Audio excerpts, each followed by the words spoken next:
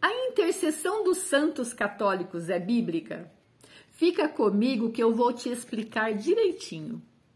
Os santos católicos são administradores da graça de Deus. Jesus contou a seguinte parábola.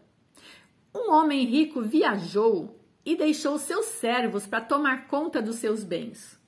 A um ele deu 10 minas e a outro deu 5. Minas são moedas de prata. E disse, negociai até eu voltar. E assim se fez. Quando o Senhor voltou, ele foi pedir conta aos seus servos. O que tinha recebido 10 havia lucrado outros 10. E o Senhor ficou tão feliz que disse, já que você foi fiel nas pequenas coisas, eu vou te dar o governo de 10 cidades. E aquele que recebeu 5 também lucrou outros 5. O Senhor ficou muito feliz e disse, a você vou dar o governo de 5 cidades.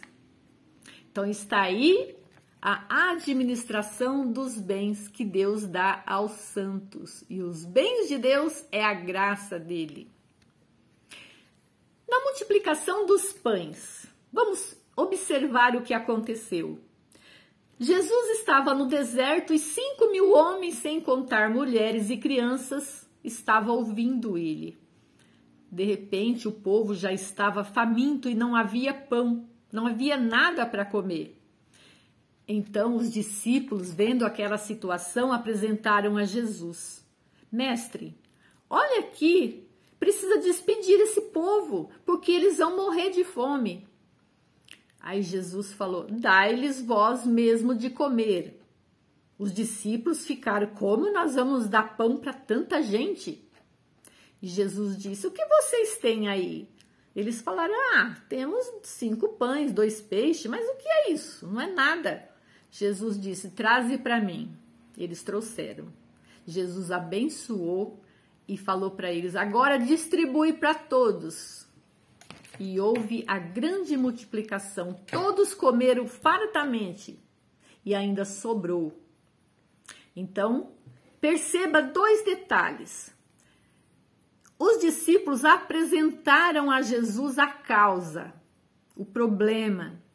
Jesus fez o milagre e colocou nas mãos dos discípulos. Distribua os pães para eles. Então, essa é a intercessão dos santos, é o que o santo faz no céu. Deus coloca na mão dos santos as graças para que eles possam distribuir para nós. A Virgem Maria é a grande intercessora. Lá nas bodas de Caná aconteceu o primeiro grande milagre de Jesus, a transformação da água em vinho. Estavam lá nas bodas de Caná, uma festa de casamento, e Maria percebeu que não tinha mais vinho. Isso ia ser uma frustração, uma vergonha muito grande para os donos da festa. E ela chegou para Jesus e disse, filho, eles não têm mais vinho. Mas Jesus disse para ela, mulher, o que eu tenho com isso? Não chegou a minha hora. Ou seja, o pai não tinha ainda não tinha ainda dito a Jesus, seu filho, que começasse o seu ministério. Mas Maria acreditou e ficou quietinha e disse aos serventes, faça o que ele vos disser. E Jesus, a pedido da mãe, ele antecipou a hora do milagre. Chamou os servos, mandou que enchessem as talhas de água e transformou, pela sua bênção, a água em vinho. O grande milagre, o primeiro milagre de Jesus.